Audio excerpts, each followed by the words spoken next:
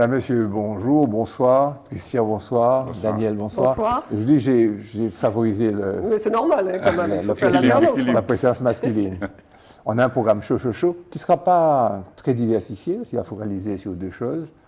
Sur l'émeute dans la ville, l'émeute dans la capitale, principalement, il faut qu'on en parle.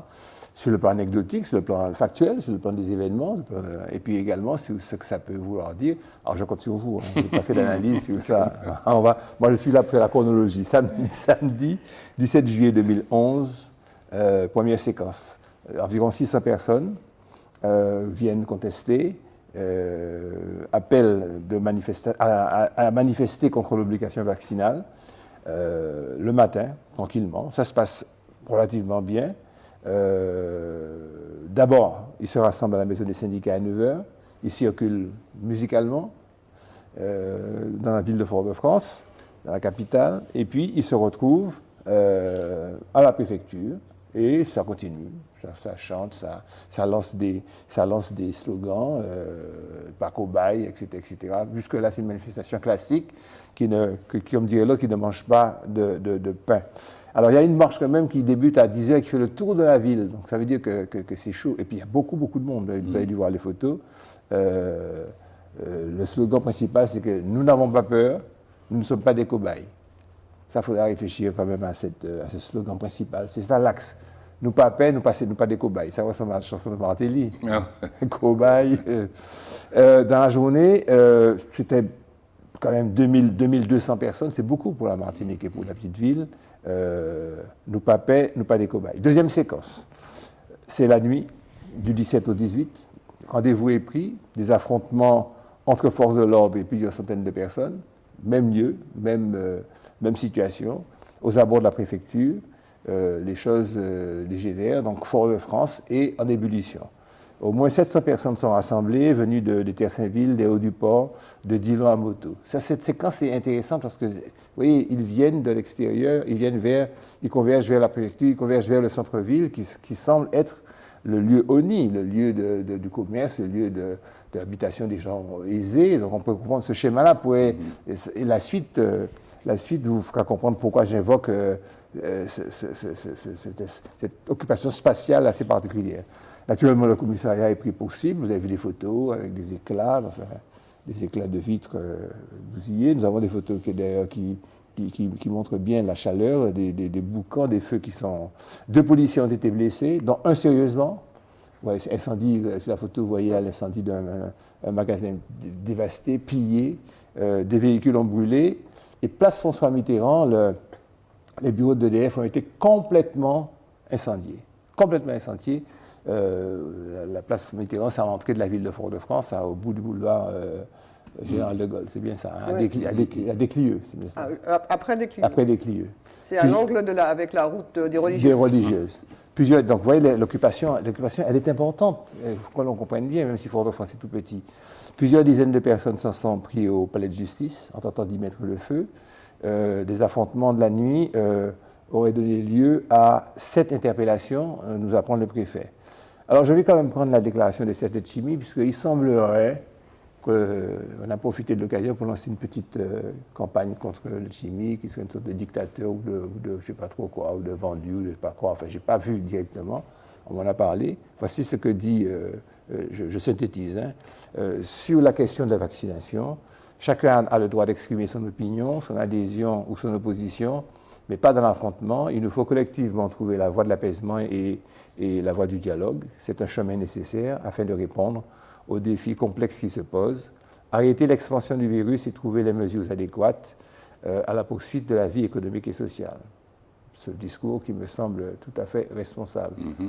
Bon, pour lequel il a été fortement critiqué, parce qu'il semblerait que les manifestants, beaucoup de personnes pensent qu'ils devraient se déterminer contre le vaccin, contre le pass sanitaire, contre les mesures qui sont prises.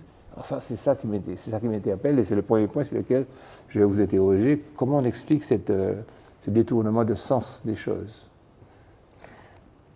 Il me semble qu'il y a plusieurs niveaux. Alors, le fait que le président Letchimy ait été critiqué, c'est parce que ça venait juste après le fait qu'il ait dit que lui-même était vacciné, que sa fille l'était. Donc les personnes qui sont anti-vaccins l'ont pris pour cible parce qu'il venait de déclarer ça. Il y a d'autres personnalités politiques. Catherine Conconne, sénateur, a dit je suis vaccinée et j'invite les gens à se vacciner, alors que le président Letchimy ne l'avait pas annoncé. Mais il me semble, mais je dis sous réserve d'analyse de personnes mieux qualifiées que moi, qu'il y a quand même plusieurs niveaux dans les personnes qui sont intervenues. Il y a ceux qui sont effectivement, qui considèrent, je dirais, c'est leur libre opinion, que le fait de rendre le vaccin obligatoire, c'est une atteinte à la liberté. Et ces personnes ont manifesté, je dirais, normalement dans la journée. Le matin. Le matin. Donc la manifestation du matin, il n'y a rien à en redire. Je veux dire, c'est le libre exercice de citoyens, de pouvoir défiler pour respecter ses opinions. Ce que moi je remarque, c'est que 9h, c'est le couvre-feu quand même. Et je trouve qu'il y a quand même une certaine banalisation de ce que c'est qu'un couvre-feu. Un couvre-feu, ça veut dire qu'on n'a pas le droit de circuler à partir de 9h. Il y a un certain nombre de personnes qui ont considéré que ça ne s'applique pas à eux. Et parmi ces personnes, il y a aussi bien des personnes qui sont contre le couvre-feu, l'obligation vaccinale pour les soignants, les mesures, le pass sanitaire. Il y a ces personnes-là, à mon avis, totalement minoritaires. Il y a d'autres personnes qui sont, je veux dire, c'est un peu l'attrait de l'interdit, on veut voir comment ça se passe, on s'ennuie un peu, donc on va voir. Des spectateurs. Oui, il y a ça. Il y a les petits jeunes qui sont peut-être l'impression qu'ils sont dans un jeu, ils sont dans le virtuel, et puis il y a vraiment ceux qui sont, il faut le dire, des voyous. C'est-à-dire qu'il y a quand on va piller, quand on va mettre le feu à des maisons d'habitation, ça n'a pas de rapport avec une revendication citoyenne. Les gens qui font ça, qui vont piller soit des bijoutiers, de la téléphonie, des magasins de motos, ce sont des voyous. Et moi je trouve, d'ailleurs en Guadeloupe, les syndicats sont très fermes là-dessus en disant les voyous Pavini. Parce qu'on ne veut pas que vous dévoyiez notre mouvement. On va revenir sur cet aspect, Christian. Alors, la première chose que tout silencieux. Oui, non, mais j'écoute avec attention. La première chose, c'est, enfin, un peu dans le désordre. Bon, le propos de Letchimy a parlé de la complexité de la situation. Oui. Il y a une complexité mondiale d'une situation. Oui. C'est du jamais vu. On ne peut pas faire comme si on est dans une situation normale. Oui, tout à fait. Bon, alors, donc, dans ce contexte, aujourd'hui, où on a été paniqué depuis 1 an par rapport à nous, il a été trouvé un vaccin. Un vaccin. Alors, je ne sais pas s'il est bon, s'il n'est pas bon. Mais ce que je veux dire, c'est que si je considère que je ne le prends pas, je prends mon attitude personnelle. Je ne vais pas manifester pour dire aux autres de ne pas le prendre. Moi, je ne comprends pas pourquoi on dit aux gens ne prenez pas le vaccin. Chacun est responsable. Oui, mais il n'y a pas que ça, parce que pour eux, le pass sanitaire, c'est une façon d'empiéter. Alors, non, le pass sanitaire, c'est autre chose. Oui, mais il y a le vaccin et le pass sanitaire. Oui, mais il faut un mélange des deux. Et... Voilà. Alors, deuxième réflexion, j'ai un peu l'impression que ce matin, enfin, je suis passé près de l'ARS et je vois un panneau GRS. Ouais. Je me dis, mais qu'est-ce que ça fait là? Ouais. Voilà. Ouais. Il y a un problème, on dit effectivement aux infirmiers, vaccin ou pas vaccin, mais ce n'est pas un problème politique. Ouais. Enfin, je veux dire, du sens... Qu'est-ce que GRS fait là? Qu'est-ce qu'un groupe politique Donc voilà, il y a une récupération politique des anti-Macron qui mélangent tout aussi et qui profitent. Voilà, qui profitent. Et puis je veux dire que il y a un élément qui m'a un peu interpellé, et, si vous voulez, c'est à Wallis et Futuna. Alors c'est vrai qu'il n'y a pas grand monde, mais à Wallis et Futuna, il n'y a plus de virus. Voilà. Donc, ça veut dire quoi? Nous sommes une île. Nous qui revendiquons l'autonomie, l'indépendance. Excuse-moi, mais je n'ai pas beaucoup de gens qui revendiquent l'indépendance. Non. Ce que je veux dire, c'est que nous revendiquons contre le gouvernement, nous revendiquons de respecter nos spécificités. Eh bien, nous donner l'exemple. Alors, essayer de construire un pays civiquement responsable en face d'un cataclysme mondial et qui se donne les moyens, d'une part, de respecter les distanciations, de ne pas faire la fête machin chose, de ne pas faire défiler. Et là, on est 2000 à défiler. Résultat, quelques jours après, il y a 2000 cas positifs. Moi, je n'ai pas de politique. Moi, je voudrais que notre pays, on essaie de se pondérer pour essayer de s'en sortir.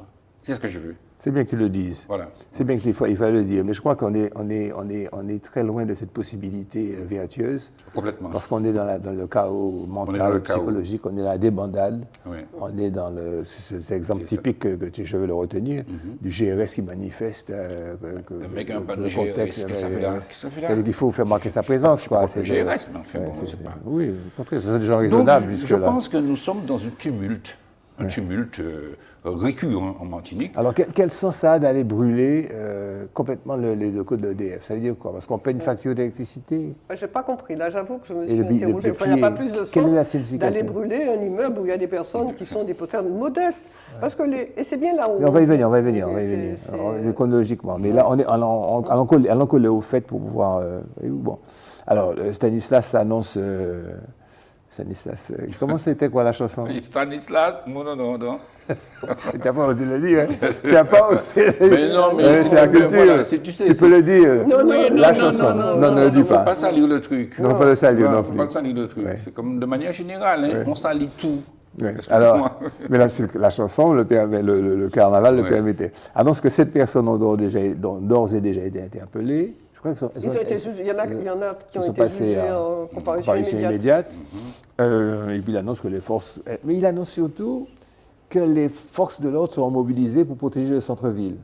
Il annonce que son plan, sa stratégie. Il sort un communiqué pour dire que... Alors qu'est-ce qu'ils ont fait? Ils ont vaguement essayé de becter, puis ils n'ont pas essayé. Puis c'est là qu'on vient à la 3e séquence. On a vu la séquence du matin, la séquence du soir, 3e séquence, seconde nuit d'affrontement en Martinique, du dimanche 18 au lundi 19, ils sont repliés au Terre-Saint-Ville. Et puis là, on ne s'occupe plus de savoir s'il y a des... C'est vraiment le schéma de Fanon, quoi. Le nègre qui se mortifie, quoi. La violence du nègre contre le nègre. Ils brûlent les maisons, ils brûlent les voitures mettent le feu aux maisons, etc. Ils sont repliés à l'avenue Jaurès. L'avenue Jaurès devient une sorte de champ de bataille, avec ensuite des bandes incontrôlées des forces de l'ordre. Et puis des blindés de gendarmerie qui sont sortis cette fois-là, avec une maison qui s'embrase, et puis qui répand l'incendie, mais fort heureusement, avec des lanceurs de... Alors je ne sais pas ce que ça existait, des lanceurs de mortier, c'est-à-dire que ce sont des gros feux d'artifice dont ils se sont dotés et qui lancent comme des... Et puis donc il y a 3 voitures incendiées, et le feu se propage à une maison qui brûle, une maison d'habitation en bois située à côté du brasier.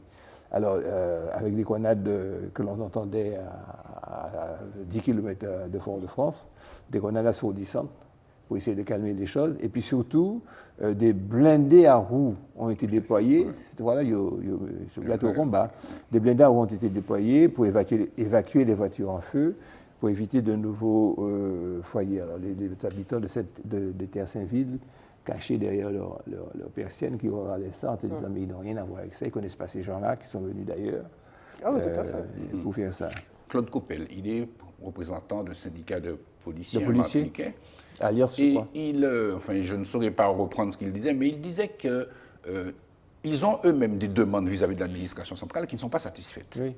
Et il dit que, par exemple, des canons à eau, ils ont demandé des choses comme ça, et ça n'a pas été... C'est vrai que l'eau a symboliquement une image moins belliqueuse, quoi, moins agressive. Je les comprends, mais je ne suis pas sûr que les canons à eau seraient d'une grande utilité dans les petites villes de... C'est ça, j'ai pris ça comme exemple, mais en fait, il soulignait l'inadéquation des moyens par rapport... Ils l'ont dit. On peut comprendre, par exemple, l'avenue de la Liberté, l'avenue Victor Sévère, dans les grandes artères. Le canon à eau, il a son utilité. Et c'est vrai que s'ils ont des besoins, il faut les satisfaire. C'est ça. En tout cas, c'est surtout ça. Maintenant, au Terre-Saint-Ville, vu la configuration des lieux, ça n'aurait pas du tout été adapté. Et je pense que pour les blindés, pour éviter que le feu se propage. Et c'est la nature, c'est là où on voit que, effectivement, les choses... la nature des interventions. Parce que le dimanche, il y avait des gens de plusieurs natures, et puis ça s'est terminé uniquement avec les gens qui voulaient vraiment en découdre et puis piller. Mais au début, il n'y avait pas que ces gens-là. On a d'ailleurs vu des anciens élus de la majorité, de l'ex-majorité, qui étaient présents dans la rue. Donc c'était, je dirais, au départ, il y avait des gens qui étaient là un petit peu pour voir. Et la deuxième nuit, on sentait bien que c'était la concentration des personnes, et d'ailleurs, On a vu qu'il y a eu au Lamentin, dans les zones commerciales du Lamentin, où il y a eu les motos et puis les téléphonies, et puis des tirs à balles réelles. Donc, alors, mais mon passé militant m'a fait penser marxiste à ce que disait Marx sur le lumpenprolétariat. Et je me dis, non mais c'est vrai qu'on a besoin d'une analyse pour pouvoir mieux comprendre ce qui se passe, parce que faire un amalgame, c'est pas une façon de s'en sortir. Et je crois qu'il faut être très ferme vis-à-vis de ceux qui utilisent des manifestations qui ont un fondement que l'on peut comprendre, et qu'ils veulent l'utiliser à des fins instrumentalisées. Et ça, je crois des revendications qui sont justes. Il faut être ferme là-dessus, c'est évident. Il faut être très ferme. La réalité, c'est qu'il y a une violence qui s'installe progressivement dans ce pays. Oui. Alors, à ce sujet, est-ce qu'il faut qu'on estime que les choses se dégradent particulièrement? Moi, j'ai quand même connu, à 17 ans, 18 ans, j'étais jeune pigiste à France-Antilles, et j'ai quand même connu des émeutes dans Fort-de-France. J'ai connu les émeutes de 59, on les a connues. Je descendais dans la rue en pyjama, petit garçon de 13 ans. Ouais. Après, quand j'étais à France-Antilles, c'était des émeutes qui se faisaient un peu plus tard, à l'époque où il n'y avait pas de couverture sociale, il n'y avait pas de chômage, donc il y avait une sorte d'exacerbation sociale où j'ai vécu, j'étais présent, soit comme voyeur tout petit, puis plus âgé, j'ai découvert ces manifestations avec les forces de l'ordre qui n'étaient pas du tout organisées comme maintenant. Mais ça avait un petit côté bon enfant, on s'envoyait des cailloux. Et là aussi, ils en sont encore au stade du caillou. Je me suis dit, tiens, 50 ans après, ils ont encore des cailloux. Mais de l'autre côté, il faut qu'ils fassent attention parce que ça va monter en puissance. Bon, enfin, c'est pas à moi de donner des conseils. Oui, mais il n'y avait pas que des cailloux. Oui, il y avait les mortiers et puis il y a eu aussi des tirs à balles. Alors, 3 magasins ont été pillés, dont une bijouterie et 2 magasins de téléphone portable, 5 véhicules incendiés, un policier a été blessé, 7 personnes ont été interpellées, ce qui veut dire que business là aussi prend fait.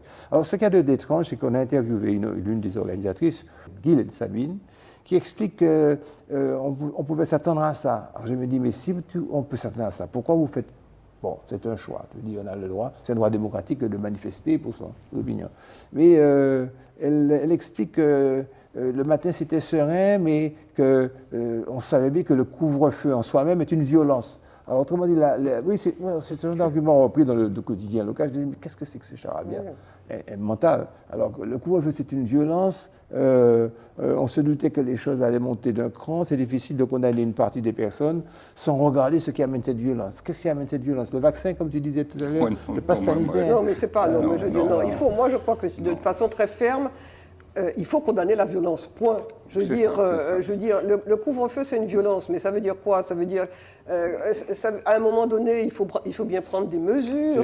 Et je veux dire, ou alors, il faut intégrer le fait qu'en ne respectant pas une règle qui est appliquée, on en subisse les conséquences. On ne peut pas à la fois dire contre le couvre-feu, donc par conséquent on n'y va pas, et puis crier au loup parce que les policiers sont intervenus. Bon, autrement, on ne s'en sort pas. Et c'est quand même... on peut ne pas être d'accord, mais aucune société ne peut vivre sans règles. Exactement. Aucune société ne peut vivre sans règles. Et c'est surtout, c'est surtout ce qui me touche, c'est que ce soit les plus démunis qui en fassent les frais. Qui en pâtissent. C'est eux qui en pâtissent. Je dirais, comment peut-on considérer qu'il y ait une justification à ce que des personnes perdent le fruit de leur travail d'années, leur gagne-pain?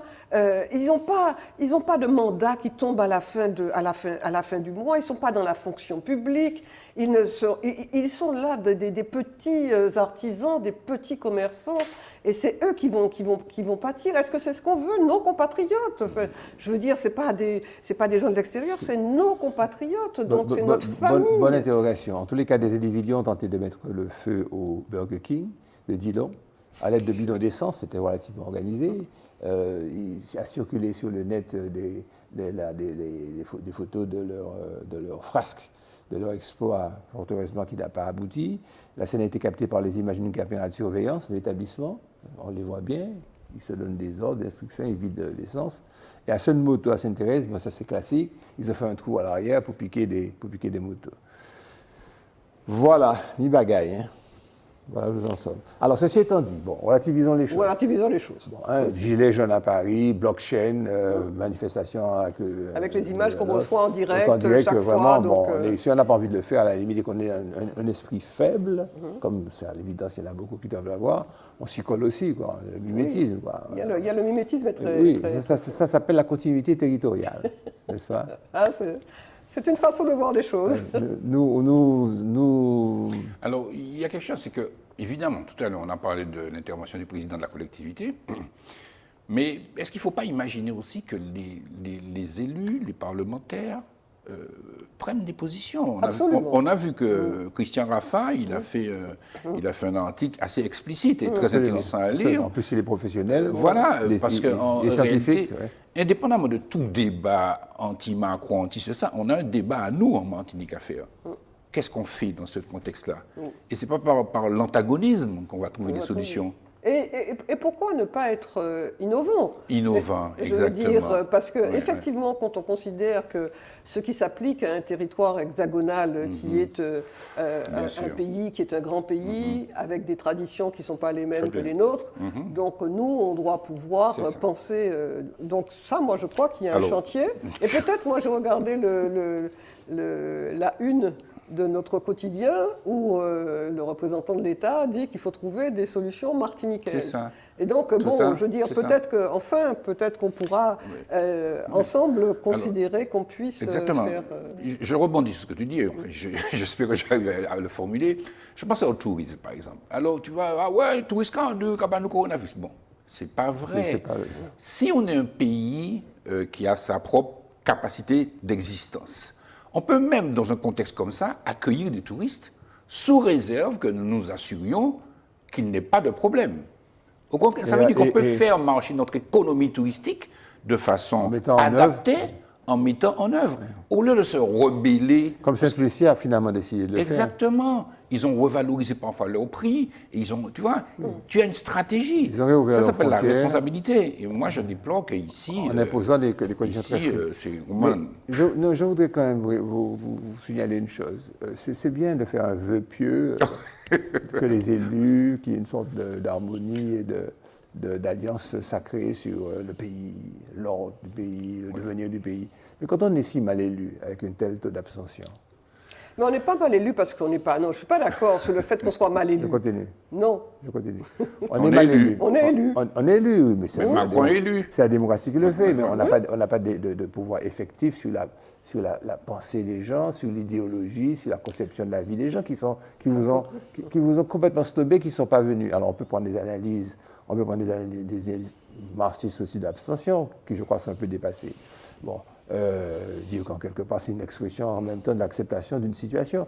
Non, je crois qu'en Martinique c'est un désintérêt total pour la chose commune, un désintérêt total pour la chose martiniquaise, une non-conception du pays, une non-conception de faire corps, une expression. Alors qui c'est qui peut gérer cette cohorte de gens divers et multiples à penser divergentes, convergentes sur certains points qui varient Non mais Gérard, c'est qu'on n'a peut-être pas le choix. De deux choses l'une, soit on a une société stable, enfin, qui va vers la stabilité, ou on a une société qui va vers le bordel. Non, mais je fais une photographie. Je dis que vous avez des élus qui sont élus avec, en réalité, 15% des gens qui sont en âge de voter, capables de voter, 15 ou 18%, et qui sont élus et qui ont le pouvoir, et qui ont des sommes colossales à leur disposition. Mais quand il arrive un problème comme cela, qui est un problème sociétal, viens un mot que j'aime pas, un problème de vie, un problème de conception du pays, de cadrement du pays, de vivre ensemble, de changer de paradigme par rapport à ce qui se passe sur le Champs-Élysées comprises et tout. Quand il faut influencer les gens, quand il faut les prendre en main, quand il faut être comme le maître d'école de ce pays-là, pas le dictateur, mais le sage qui mène le pays. Qui c'est qui peut faire ça quand on est si mal désigné? C'est mon idée, c'est mon analyse. Moi, je suis d'accord sur le constat du fait que les gens considèrent qu'ils se désintéressent, ils ne vont pas voter. Je ne suis pas d'accord pour l'expression mal élu, parce que ça légitime en quelque sorte ceux qui ne sont pas allés voter, parce qu'on considère que, comme ils ne sont pas allés voter, ceux qui ont fait l'effort citoyen de voter, leur vote n'a pas d'importance. Ah, j'ai pas dit ça. Non, mais le terme mal élu, mal élu. J'ai dit élu avec en réalité de 12%, 15%. Non, mais c'est un peu plus quand même. Mais nous sommes d'accord. Donc là, le résultat, c'est de savoir la question, mais qui se pose à tout le monde, donc aussi bien aux responsables, et c'est les responsables politiques, c'est les responsables d'associations, c'est les responsables de syndicats, de savoir comment on peut, dans ce pays, essayer d'avoir un minimum de points de convergence pour savoir quel est l'intérêt qui est le plus grand dénominateur commun. Puisque, en réalité, ce qu'on voudrait, c'est qu'on ait un projet pour la Martinique. Exactement. On ne peut pas avoir l'unanimité, ce n'est pas possible. Mais en fait, on peut essayer de se mettre d'accord sur ce qui serait bon pour ce pays, ce que disait Christian. Donc, et à la limite, mais il faut que tout le monde s'implique. Cette crise-là, c'est aussi une occasion pour nous de faire peuple, si je puis dire. Ouais. C'est aussi une occasion pour nous. Il faut la saisir. Exactement. Il ne faut pas qu'on se replie. Partir non plus dans le tumulte et l'antagonisme. Tu comprends ce que je veux dire? Il faut essayer de trouver des dispositifs intelligents, innovants et humains. Je vais m'adresser. Enfin, je rêve, je vais m'adresser à la société civile. Hier, Daniel Marceline et moi, on était à une réunion de bureau d'une association qui veut le bien, qui veut l'intégration, qui veut l'harmonie des gens. Le bureau. Christian Boutan était avec des comptables et ses fils pour s'occuper des comptes de Begin Jazz. Aujourd'hui, j'ai dû préparer rapidement mes articles pour Antilla parce que toute activité qu'on a toujours menée, même en pleine activité professionnelle pour laquelle on n'était pas rémunéré. Combien de nos amis de notre génération, où est la société civile martiniquaise qui, comme nous, œuvre avec des intérêts et puis amour pour cette société? Nous participons à cette émission à Zizitata parce que c'est une œuvre fondamentale d'avoir une communication éclairée. Il y a des gens. Bon, alors, oui, mais qui c'est qui... Oui, certainement qu'il y en a plus que je ne pourrais le croire, mais chacun de leur côté. Mais qui c'est qui a envie de cette cohésion, de ces égrégores, c'est ça le mot,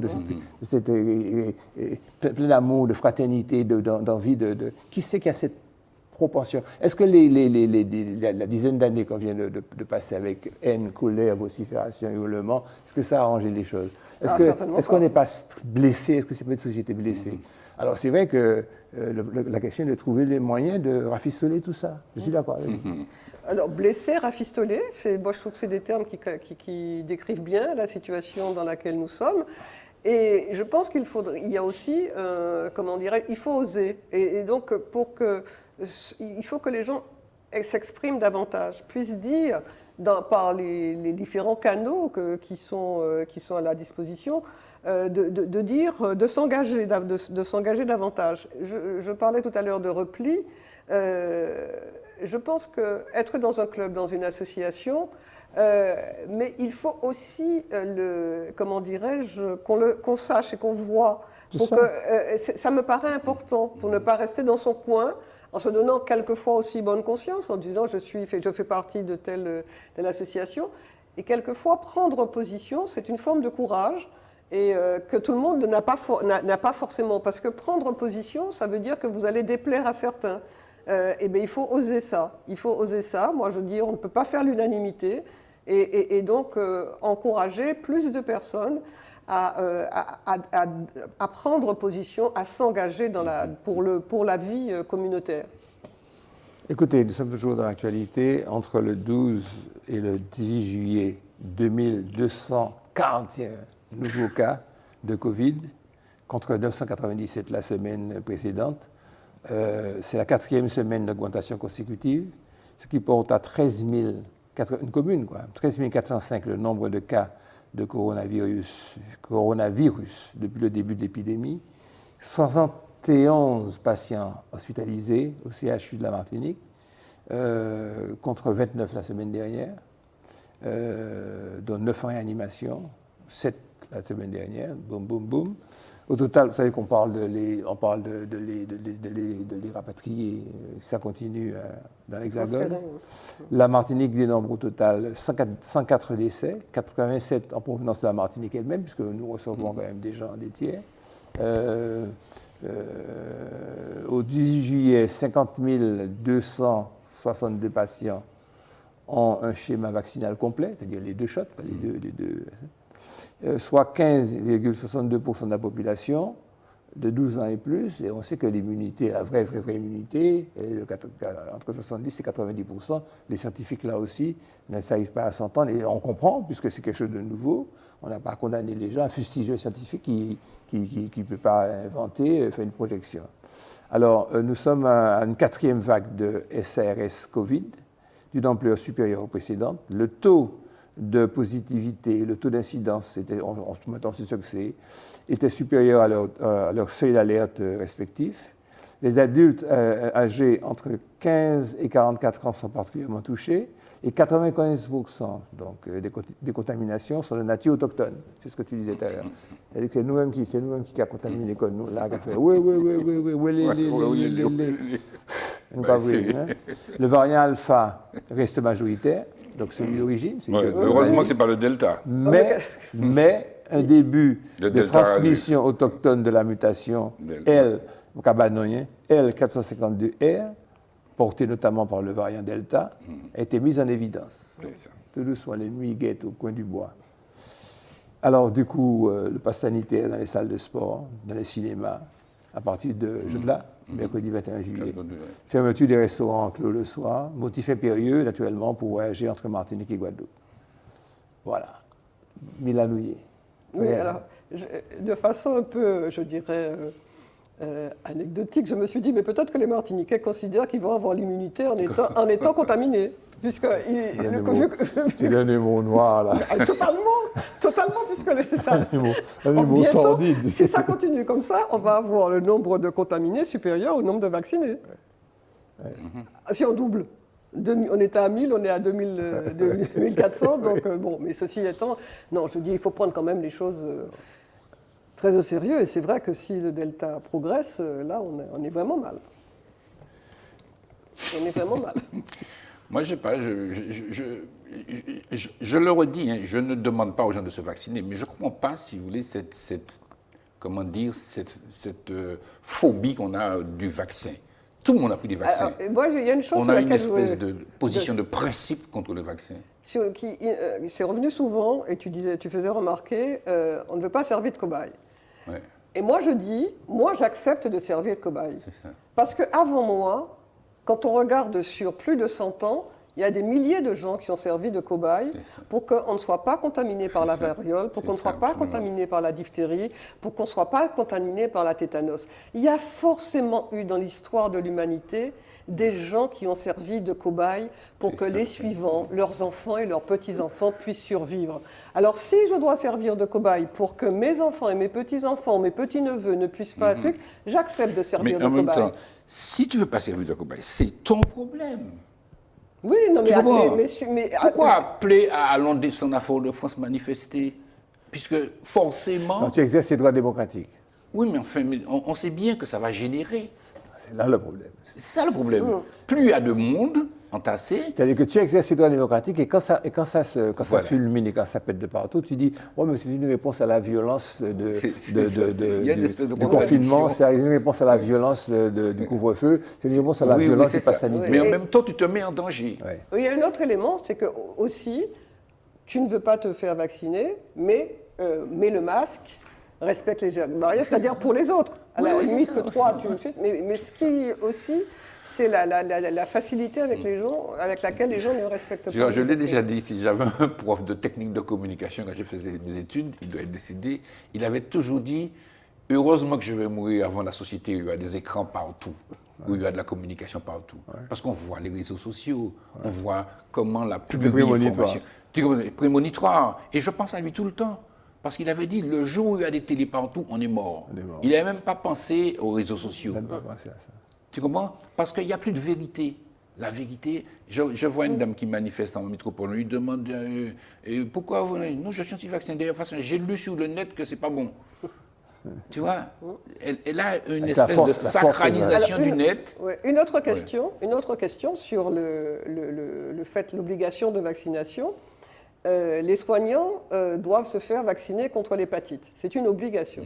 C'est ça. Pourquoi, à ce moment-là, il n'y a pas de réaction? Oui, il n'y a pas de réaction, alors qu'on n'a pas de recul. Au moment où le vaccin contre l'hépatite, on n'a pas de recul. On n'a pas de recul et on sait même qu'il y a des effets segambiers, puisqu'on sait qu'il y a des cas de sclérose en plaques. Personne ne proteste. J'amplifie ce que tu dis. Il y avait 3 vaccins recommandés. Ce n'est pas la peine de les citer, ça ne sert à rien. 3 vaccins recommandés. Donc les petits devaient se faire vacciner. Donc 3 vaccins obligatoires. Obligatoires. Et puis 8 autres vaccins recommandés. Agnès Buzyn, ça fait 1 an ou 2. Ça fait oui, peut-être quelques années. Elle a fait passer ces 8, elle a transformé cette recommandation en obligation. Ce qui fait que les petits doivent se taper 11 vaccins les premières années de leur vie. 11 vaccins. Et là-dessus... il n'y a pas de problème. Enfin, si, il y a eu quelques protestations. Il y a eu quelques remous. Mais c'est venu du fait, il ne faut quand même pas l'oublier, du fait qu'il y a des enfants qui sont morts de la rougeole.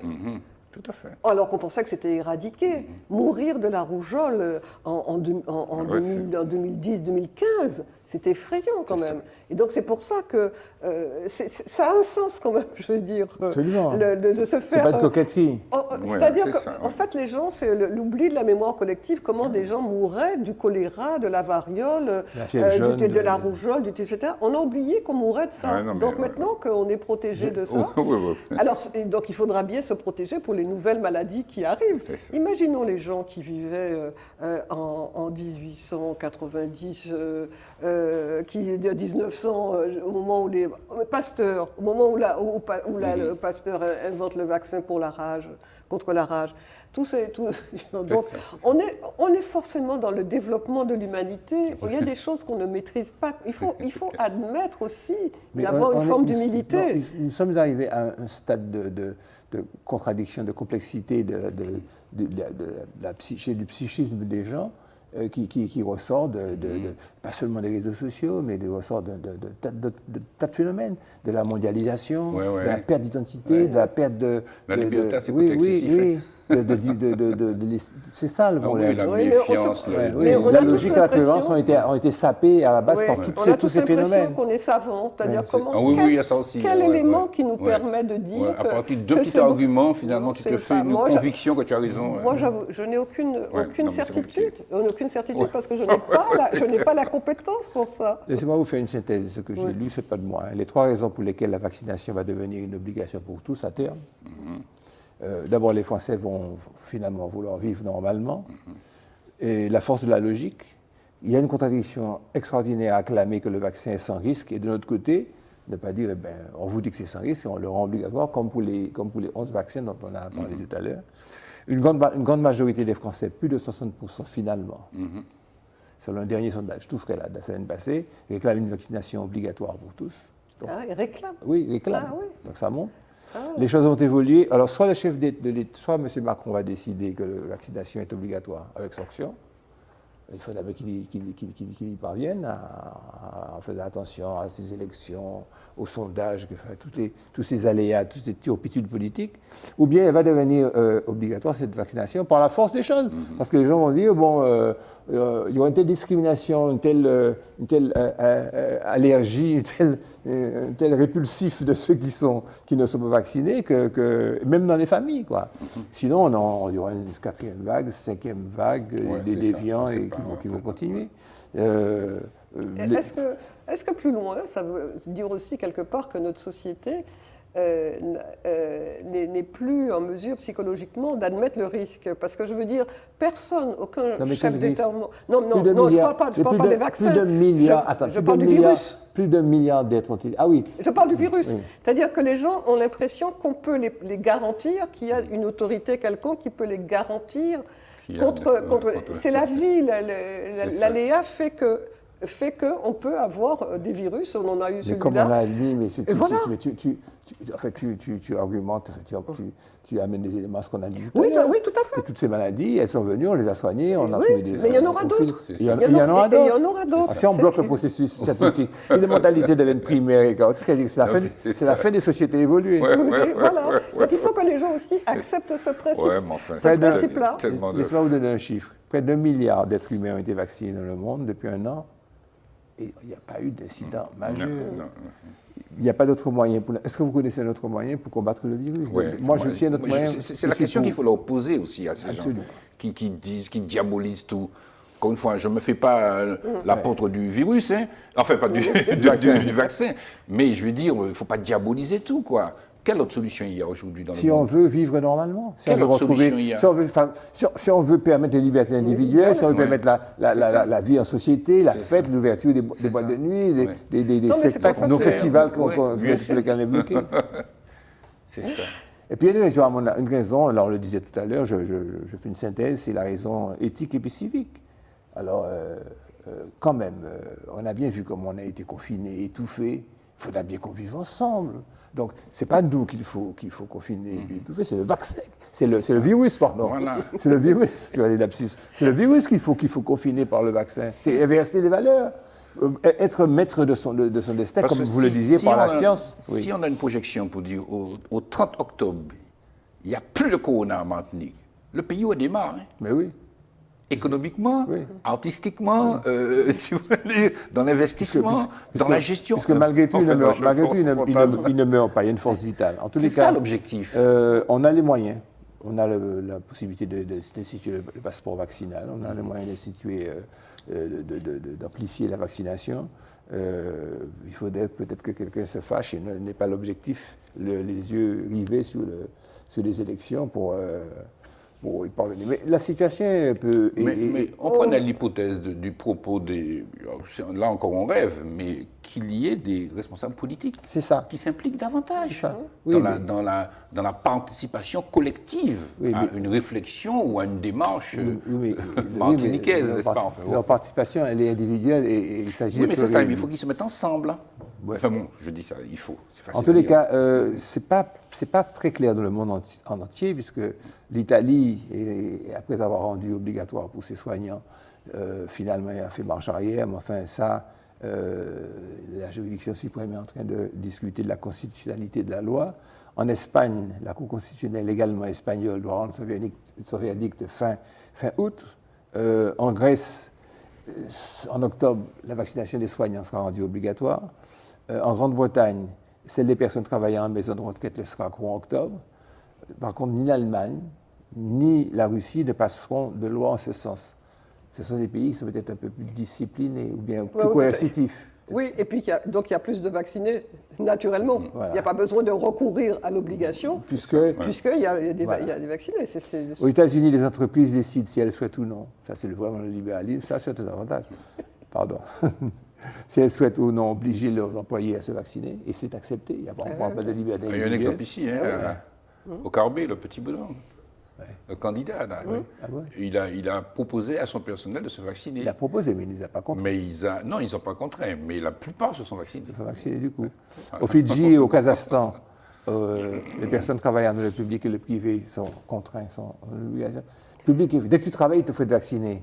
Mais je reviens sur en France, c'est un motif, ça peut être un motif de licenciement. Oui, ça peut devenir absolument. Ah oui, ça a été. Si, tout à fait. C'est-à-dire l'entreprise a le droit de demander à son salarié et de lui donner un délai pour pouvoir le faire, mise à pied, et après mettre en place la procédure. Nous allons creuser la question, monsieur. Oui, tout à fait. Nous allons creuser la question. Là encore, la question des libertés va revenir.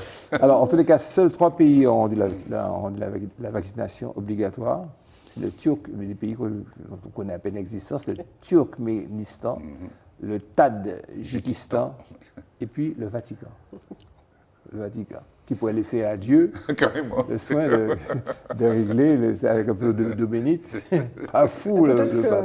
Il n'est pas fou. Peut-être qu'il y a beaucoup de catholiques qui vont apprendre ça et que ça va peut-être inciter à se faire vacciner. Même le Vatican, c'est précis. L'Arabie Saoudite, le Pakistan et les Émirats Arabes Unis ont posé des restrictions telles qu'en fait ça revient à une obligation, tu vois.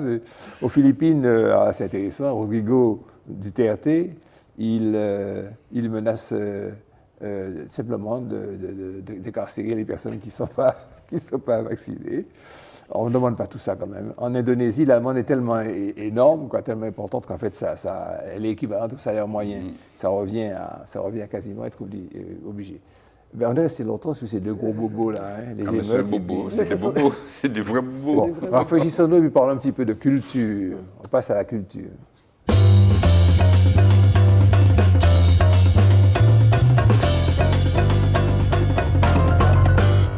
Les sœurs Nardal aux avant-postes de la Cause Noire. Madame Marceline, je vous passe la parole.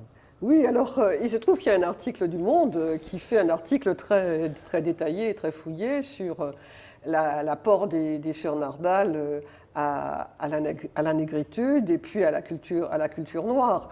Et en fait, on découvre quelque chose qui existait déjà. La réalité, c'est que, et je crois qu'il est important qu'on rappelle le rôle de ces femmes, Jeanne et Paulette Nardal, qui, alors on a entendu parler du salon de Clamart, qui était, alors nous sommes à la fin des années 30, hein, à peu près, la fin des années 29 et début des années 30. Voilà, et donc elles sont étudiantes, mais elles accueillent dans leur salon aussi bien des intellectuels antillais, mais qu'également noirs américains, africains et également haïtiens. Et donc de cette espèce d'échange naît la création quand même d'une revue importante qui va être bilingue. Il n'y aura que 6 numéros sur une année, mais c'est des articles qui sont très, très, très fouillés, qui permettent à ces personnes, et on voit Jeanne Léraud, parce que toute cette intelligentsia qui fréquente le salon, ça permet d'avancer et notamment de parvenir à la négritude. Alors, Aimé Césaire a dit, moi, ce n'était qu'un salon, d'un côté un peu je dirais, boudeur, et Senghor, lui, a fréquenté, alors, de façon beaucoup plus assidue, à la fois intellectuellement et parce qu'il était très attiré par deux sœurs Nardal. Qui étaient de très belles femmes. Et donc, mais l'apport pour la négritude est indiscutable. Et d'ailleurs, Paulette Nardal va dire nous n'étions que des femmes et nous avions balisé le chemin. Et c'est vrai qu'il y a, moi je crois, enfin c'est peut-être en tant que femme que je le ressens, mais je le sens quand même qu'il y a cette espèce de pesanteur sur les femmes qui est machiste, qu'on le veuille. Non, c'est pas parce qu'on est un intellectuel noir brillant qu'on ne l'est pas, on n'est pas machiste, et pour que les femmes n'explosent pas et n'aient pas l'éclairage que méritent ce qu'elles ont fait. Elles n'ont pas bénéficié quand même d'un contexte favorable. Tout ce qui était nègre à l'époque était très à la mode. La rue Blomet, le bal nègre. Ah oui, c'est tout à fait. Oui, mais c'est pas ça qui a fait, puisqu'elles auraient pu justement être plus mises en valeur. Or, elles ne l'ont pas été. Mais en fait, elles ne l'ont pas été par la France et les Antillais, parce que aux États-Unis, notamment, les sœurs Nardal, Jeanne et Paulette Nardal, sont étudiées par des universitaires, leurs œuvres, leurs écrits. Tout à fait. Donc, ceci dit, c'était la même chose pour Aimé Césaire. Il était étudié beaucoup avant qu'il soit connu. Pareil. J'ai découvert Fanon par les Stockley Carmichael, par les Black Panthers. Et donc, pendant très longtemps, en France, il y a eu cette espèce, on n'a pas parlé, il y a eu le film de Gilles Servan, le documentaire sur Paulette Nardal. Depuis quelques années, il y a effectivement la pétition depuis quelques années sur Paulette Nardal au Panthéon. Il y a eu le fait à Paris, il y a la promenade qui a été il y a 2 ans, la promenade Jeanne et Paulette Nardal qui a été inaugurée par Anne Hidalgo. En Martinique, le lycée de Ducos s'appelle le lycée Paulette Nardal. Et donc, tout le monde, en allant sur le site Paulette Nardal au Panthéon, peut signer la pétition pour qu'elle soit panthéonisation. Voilà, pour promenade Jeanne et Paulette Nardal. Et je crois qu'on a des femmes qui se sont vraiment investies dans des domaines. Elles ont une ouverture qui est assez extraordinaire. Et quand on voit Paulette Nardal a été journaliste, elle a été assistante parlementaire. Ils étaient toutes anglophones. Oui, mais il faut dire que anglophile. Mais Paulette était à la Sorbonne pour faire des études d'anglais. Mais elle était assistante de la Grosilière. Elle était également assistante parlementaire d'un député africain. Oui. Elle est allée aux États-Unis où elle a travaillé à l'ONU. et elle a travaillé dans la section pour les pays qui étaient sous domination. Donc on a une femme qui a, je dirais, une transversalité extraordinaire. Et quand elle va revenir à la Martinique, elle va s'impliquer, elle va donc donner des cours à ceux qui voulaient partir en dissidence pour qu'ils puissent savoir se débrouiller quand ils arrivaient aux États-Unis. Elle va créer cette école. C'est la première, Paulette Nardal, c'est grâce à elle qu'on a... On a les gospels, on a le tambour à la cathédrale. C'est elle qui a créé la joie de chanter. Elle a créé la joie de chanter. Qui existe toujours, la chorale oui, la joie de chanter. Tout à fait. Elle a créé la chorale et puis elle a fait entrer le gospel et on a entendu pour la première fois à la cathédrale les tambours. Elle s'est impliquée dans la cité. Elle a créé une revue, elle a créé une assistance pour une vie sociale pour les femmes. Bref, c'est une femme qui a eu une vie culturelle, sociale, et elle faisait partie d'une famille qui est une famille, là on voit une petite arrière-petit... Tu me permets, je t'interromps de citer Zobel, qui décrit cette grande famille à la marginalité aristocratique. Les Nardal, on aurait dit une famille royale d'Afrique, transplantée à la Martinique sans passer par l'esclavage, et qui continuait à défier la colonisation de tel écrivain. Les grands-parents de Paulette sont pourtant nés dans l'asservissement avant d'être affranchis par les décrets de Victor Schœlcher en 1848. Oui, non, mais tout à fait. Non, mais c'est bien que tu dis ça. Et c'est vrai que la famille, alors c'est la Nardal, c'est aussi Eda Pierre. Hein, donc il y avait une famille. La mère était au piano, elle jouait du piano. Le père était ingénieur, le premier ingénieur aux arts et métiers noirs. Et la mère était professeure de piano, c'est ça? Oui, tout à fait. La femme était une Achille. Une Achille. La femme était une Achille, d'où l'importance aussi de la famille Achille. Thomas Achille va être le premier agrégé, et le père va partir... Agrégé d'anglais, qui a fini à Harvard. Oui, il va être aux États-Unis, et donc on a une famille, et ils tenaient salon. Les Nardal en Martinique tenaient salon. Et donc, les femmes chantaient, jouaient de l'instrument, et le père Nardal était féru d'opéra, il connaissait tous les airs d'opéra, donc ça a baigné tous les enfants, et c'est pour ça qu'ils étaient très ouverts sur les questions de culture. Les sœurs sont allées à l'époque en Jamaïque suivre des cours d'anglais. C'était une ouverture d'esprit. Une modernité terrible. C'était à 1930. Nous sommes en 1930, avant 1930, puisque Paulette arrive en 1930. Ici, en Martinique, tu vas à la Jamaïque suivre des cours d'anglais. Des cours d'anglais. Donc, et quand ils arrivent à Paris, tu parlais du bal nègre. Le bal Blomet, il y avait toute l'intelligentsia du monde qui venait là. Et ça me fait penser qu'on a... Je t'interromps. La photo que l'on voit là, ça c'était l'inauguration du lycée Paulette Nardal. Donc ça c'est la famille. Les deux là, c'est la famille. Là, c'est le proviseur, le président de la collectivité. Et la jolie dame qui se masque malheureusement avec la robe rose, c'est la promoteuse. Oui, c'est Catherine Marceline, qui est présidente du Club Soroptimiste Alizé Sud, et qui a à l'initiative de Paulette Nardal au Panthéon. Au Panthéon. Alors, tu étais au bal Blomet. Oui, donc il y a... Où l'intelligentsia se réunissait, c'était un lieu de culture finalement. Et pour les Noirs américains, c'était extraordinaire parce qu'ils étaient en pleine ségrégation aux États-Unis. Ils arrivent là. Ils peuvent s'asseoir à la terrasse d'un café. N'importe qui. Ils peuvent s'asseoir au restaurant. Vous avez le roi d'Angleterre qui a renoncé à sa couronne. Il vient là. Oui. Vous avez Simone de Beauvoir qui vient là. Vous avez Picasso qui vient là. Vous avez Picabia qui vient là. Vous avez des peintres. Enfin, c'est extraordinaire. Les existentialistes, quoi. C'est vraiment, c'est un... quand la Biguine faisait danser Paris. Ouais, c'était ça.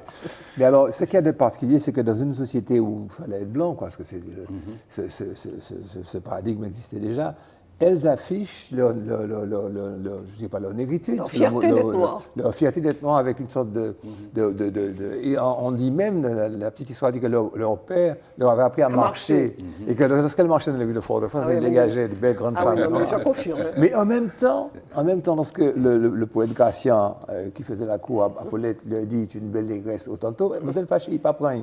Ben oui, parce que la Vénus au tantôt, quand même, ça a une connotation un peu particulière. Donc il était d'une maladresse extraordinaire, parce que comme canon de la beauté noire, il y a autre chose que la Vénus au tantôt, quand même. Alors, en tous les cas, à la Sorbonne, elle propose un mémoire sur la case de l'oncle Tom, donc, qui est écrit par un abolitionniste, une abolitionniste, l'écrivaine américaine Harriet Beecher Stowe, un bouquin de 1852, donc déjà là, elle se sécularise, elle fait des études brillantes, et puis elle revient ici, comme on a déjà dit. En tous les cas, il y avait quand même, c'était une famille de 7 filles, je crois bien, c'est ça? Oui, c'est ça. Oui. Madame Eda Pierre. Oui, qui était professeur de musique au lycée. Et la mère de Christiane Eda Pierre. La mère de Christiane Eda Pierre, une des sœurs. Enfin, une famille de femmes. Ah oui, avec que des filles. Que des filles, que des femmes, et des femmes géniales. Oui. Et qui avaient comme seul frère, à la limite, c'était Achille, leur cousin Achille. Alors, il y en a une qui a épousé un Boisneuf. Oui, André, elle est morte très jeune, et très peu de temps après son mariage. Boisneuf, qui est une famille, j'ai connu Boisneuf à la Pointe, qui est un peu une famille noire, fière, et puis respectée, et puis sûre, et puis ayant des revenus qui ne dérangent pas les choses. Voilà. Alors, depuis, il y a des tas d'études qui sont faites sur elle. Elle retrouve la plénitude de leurs actions et de leurs œuvres. Mais c'est un petit peu comme Suzanne Césaire, qui est restée dans l'oubli si longtemps, et qu'on redécouvre par rapport à la puissance des textes qu'elle a écrits, notamment dans Tropique. Alors tout ce petit monde-là, Fécagne, Hippocagne, ce sont des intellectuels de haut niveau, qui réfléchissent et qui pensent. Bagalat était à un autre niveau, Christian. J'ai un peu l'impression que c'est un moment très fort de la révélation de l'identité. Exactement. Hein? Les années 30. Oui. C'est le moment où il y a eu l'exposition universelle. Pour aller à Stelio. Stelio a rebondi. Il fallait se déterminer.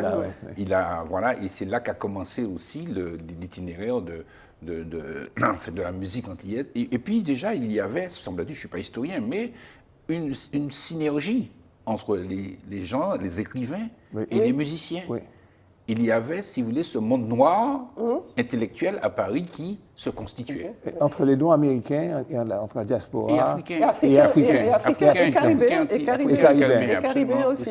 Alors, il y a une chose, il ne faut pas oublier que le quartier latin, c'est un lieu où vous avez à la fois le lycée Henri IV, vous avez l'école nationale, vous avez les galeries, vous avez les bibliothèques, et donc c'est un lieu où les peintres, cinéastes, parce que Alexandre Bertrand, Anka Bertrand, seront à cette époque-là aussi en France et vont fréquenter vont se fréquenter. C'est-à-dire que quand il y a une grande exposition, vous allez retrouver les peintres, les peintres, mais aussi les hommes de littérature, aussi les hommes de musique. Tout ça se retrouve dans un même lieu qui concentre un peu cette intelligentsia. Et au Bal-Nègre, tout le monde se retrouve aussi pour danser. Ouais. Pour ceux qui aiment danser, parce que lui, mais Césaire, c'est vrai qu'il n'aimait pas danser. Suzanne Césaire disait qu'il était mal à l'aise. Il avait les deux pieds dans une même chaussure et il envoyait, parce qu'elle, Suzanne, par contre, adorait danser. Et il demandait à Damas d'accompagner Suzanne au Bal-Nègre pour danser. Ici, nous allons parler des droits d'auteur plus longuement. C'était un sujet délicat, mais je voudrais qu'aujourd'hui... Mais c'est dans ce contexte que les Antillais ont commencé à adhérer au concept de la propriété intellectuelle. Oui. Puisque, rappelons, dans la littérature, notamment, dans le théâtre, et puis dans la musique, et c'est là qu'on a commencé à comprendre c'est quoi une société d'auteurs, c'est quoi le droit de la propriété intellectuelle, les aspects patrimoniaux, les aspects des droits moraux, que ça a une valeur, l'exploitation des œuvres, la rémunération de l'auteur, le respect de l'œuvre à travers le droit moral. Tu n'as pas le droit de modifier mon œuvre si tu n'as pas mon autorisation. Les concepts, les rapports avec les éditeurs aussi, les cessions de droits entre celui qui écrit et l'éditeur, puisque par exemple Aimé Césaire, il a fait des pièces de théâtre. Dès lors que ça a été publié, les éditeurs ont des droits. Il y a des contrats entre les auteurs et les éditeurs, parce qu'il peut y avoir une œuvre nouvelle qui naît à partir de l'œuvre littéraire. On peut la mettre en scène. Mais qui c'est qui s'occupe de tout ça? Voilà, c'est pour ça que la première société d'auteurs qu'il y a eu en France, ça a été la SACD, la Société des auteurs compositeurs dramatiques, puisque le théâtre s'est développé avant la musique.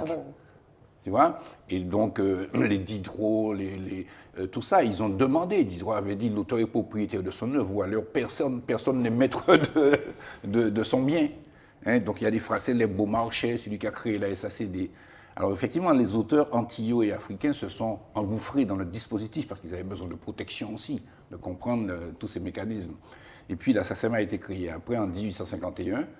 Et à partir de cela, effectivement, avec le développement de la musique, hein, la société d'auteur. Alors, il y en a plein. Moi, je m'y perds. La SCAM, la DAMI, la Spedidam. Alors, on va essayer de dire, ça, c'est une société des auteurs-compositeurs de musique, et ça, c'est des sociétés des auteurs-compositeurs dramatiques. Alors, ça, c'est le cinéma, tout ce qui est les œuvres dramatiques, même des chorégraphies.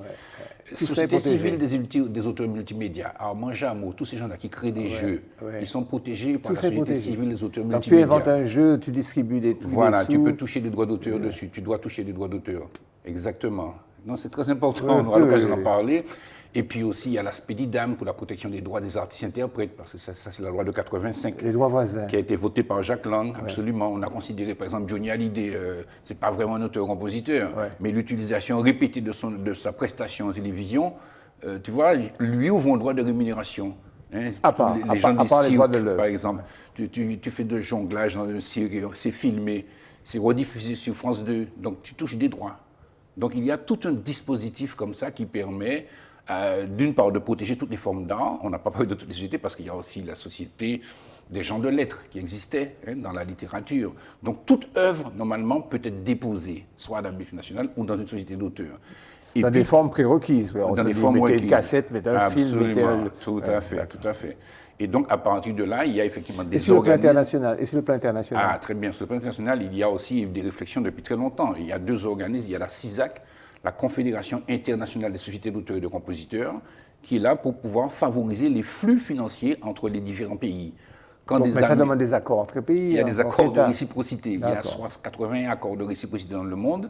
La France a des accords de réciprocité avec le Japon, avec tout ça. Quand Malavoie jouait au Japon, les droits des auteurs sont récupérés. Donc, si vous voulez, il y a des dispositifs. Et puis, il y a un office qui s'appelle l'OMPI, l'Office mondial de la propriété intellectuelle, qui essaie de coopérer avec la CISAC pour faire en sorte que les auteurs soient protégés partout dans le monde. La coopération internationale. C'est pas simple. C'est bien, je trouve. C'est quelque chose d'extraordinaire. Il y a près de 200 pays qui adhèrent, et ça fonctionne. Tout à fait, 193 pays précisément qui sont à l'OMPI, absolument. Et ça fonctionne. Et nos musiques dans tout ça. Alors c'est là où j'ouvre une réflexion, quoi. Bon, moi, on n'aura peut-être pas le temps. Dans toute ma carrière, j'ai toujours veillé à essayer de voir la cohérence, enfin, si vous voulez, économiquement pour nos artistes. Nos artistes perçoivent des droits d'auteur. Je précise vous le dire aussi, il y a beaucoup d'artistes qui touchent 200, 300 euros. Parfois, quand un artiste touche 15 000 euros de droits d'auteur, il ne devant rien. Vous comprenez? Et alors, on ne le crie pas sur les trois, mais c'est vrai qu'il y a... C'est important. C'est un métier. Et notre souci, c'était ça. Ça a été, enfin, mon souci, ça a toujours été ça. Alors, effectivement, on peut s'interroger plus largement, puisque, comme je l'ai dit, il y a une seule société d'auteurs qui représente en Martinique, c'est la SACEM. Il n'y a pas ni la SACD, il n'y a pas la SCAM, il n'y a pas les sociétés de droits d'interprète. Et, en fait, on ne sait pas. On ne sait pas. On est dans un flou. Tous ces organismes-là qui sont nationaux, évidemment, si vous voulez, pour eux, nous sommes des quantités négligeables. Mais c'est à nous de... Il faut qu'on ait une vision du dispositif, à la fois pour pouvoir mieux défendre nos créateurs, nos producteurs aussi. Nos producteurs, il y a la SCPP, la Société civile des producteurs.